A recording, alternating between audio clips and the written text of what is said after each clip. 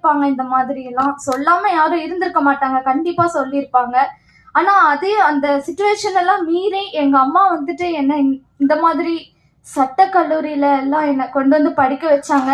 7 வருஷமா என்ன சென்னையில படிக்க வச்சாங்க. எங்க அம்மா அப்பாவுக்கு நான் ரொம்ப நன்றி சொல்லணும். அடுத்ததான் என்னுடைய ஸ்கூலை பத்தி சொல்லணும்னா, நான் சிறுமலர் சோலையில படித்தேன். Little flower convent higher secondary ஸ்கூல்ல நான் படித்தேன்.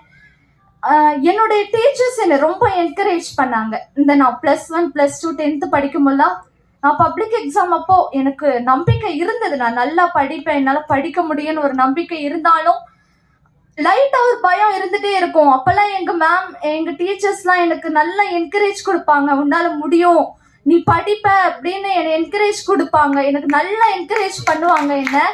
நான் எங்க தலைமை ஆசிரியர் வந்துட்டு, எங்க பிரின்சிபல் வந்து நாங்க எப்படி எல்லாம் எங்களுக்கு என்னென்னலாம் செஞ்சோம்